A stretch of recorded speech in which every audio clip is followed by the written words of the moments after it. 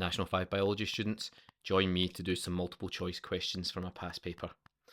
Number 7 here, it says, which of the following builds up in animal cells as a result of fermentation? Okay, so first key thing is it's animal cells, and the second key thing is it's fermentation.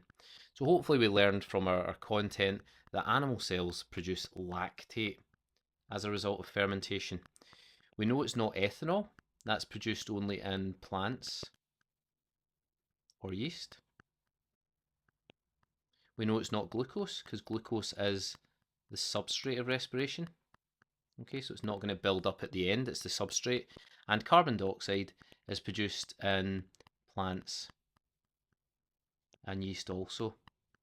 Okay, and it's also produced in aerobic respiration too, but we're only talking about fermentation here, so the only correct answer is going to be lactate for that one. Number 8, the apparatus shown was set up to investigate the effect of temperature on fermentation in yeast. The investigation was carried out at 15 degrees, and then it was repeated at 20 and 30. Okay, so we're looking at the effect of temperature on fermentation in yeast, right. The number of gas bubbles produced was counted. Which two variables should be kept constant during the investigation? Okay, so with my students, I always teach them to remember MTVC when we're thinking about variables, okay? M stands for mass, T stands for time, and for temperature, V stands for volume, and C stands for concentration. Now, we don't actually have to write out the variables, we just select the correct option here, but I still think this is a useful thing to remember at this stage, okay? These are the main variables in these kind of experiments that we do in the lab, they're the main ones to consider. There are others, of course, and we're going to consider a couple of those here. So which two variables should be kept constant during the investigation? Right, so let's have a look at the options we've got here. Temperature, okay? Now, because this is the effect of temperature on fermentation, and we are changing the temperature to fit from 15 to 20 to 30, we know that temperature is not going to be kept constant, okay? So we can score that out both here and here, okay? And that tells us that it's not going to be A and it's not going to be C for that one. We have a look at the other options. This one here talks about the type of yeast, okay?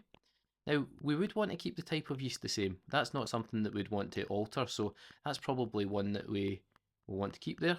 And the time that it's left for, okay, that's again an important factor, so that's probably going to be right as well. Okay. D, we've got the type of yeast, which we've already agreed is an important variable to keep constant. But then carbon dioxide concentration. Now, because this reaction is producing carbon dioxide and it doesn't need carbon dioxide in the first place, this is not going to be something we have to keep constant, okay? So carbon dioxide is not going to be a viable option for one of our variables here, so we can score out carbon dioxide. And what that means is we're left only with B as our option. Number 9, during mitosis, which of the following occurs immediately before the cytoplasm divides? Okay, so there is a series of steps during mitosis, and we'll put these in order here just so we can see now. Cytoplasm dividing is the final one, but the first one is the chromosomes shorten and thicken. The second one, they line up at the equator.